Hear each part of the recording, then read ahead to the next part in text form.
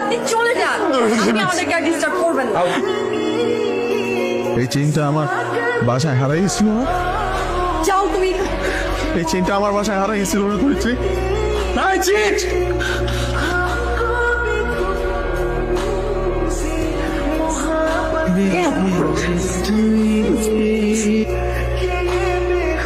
দোস্ত, তোমার দোকান তুই প্রেম লীলায় ব্যস্ত? আরে আপনার মাঝে মারা গেছে, সেই খবরটা আপনার কাছে আছে? কুলাঙ্গার, তোর মতো ছেলে যেন কোনো মায়ের খবর না। আমার প্রেসক্রিপশন কই? আবির, আম্মা,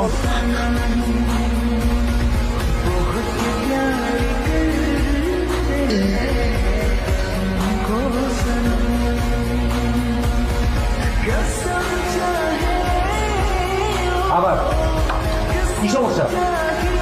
গতকাল রাতে আমার আম্মা মারা গেছে। তুমি জানো ও জানে, তারপর ও চায় না। শুনে এবার খুশি?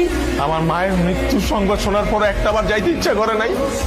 সব দোষ আমার, তোমার জন্য আমি সবকিছু দিয়ে দিচ্ছি। আর আমি একটা মাত্র বক্তা যে আমি বুঝলাম না পৃথিবীর যে কেউ তোমার আমার প্রেম কাহিনী শুনলে তোমাকে না আমারে গালি দিবে।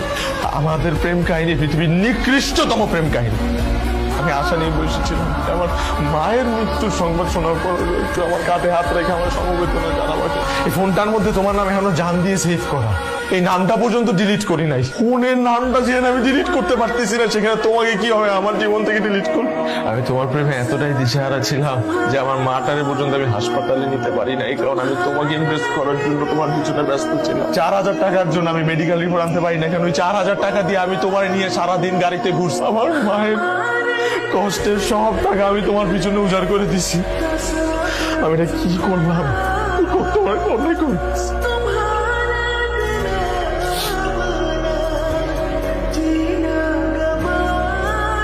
আমার সব শেষ হয়ে গেল।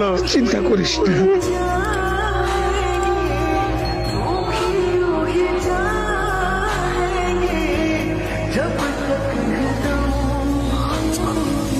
রোগীর কন্ডিশন খুব একটা ভালো না, আমরা চেষ্টা করছি। উনি আপনার সাথে একটু কথা বলবেন। আসুন। আরে মৃত্যুর সম্মান ধরিত্রীকে জানানোর দরকার নেই। আবির আত্মহত্যা করছে। ধরিত্রী আবির মারা গেছে। আমরা প্রেম করে আত্মহত্যা করি, যার কারণে আমরা মারা যাওয়ার পর সেই মানুষটা শিক্ষা পাবে, কিন্তু আসলে তা মানে ওটারও খুশি হবে।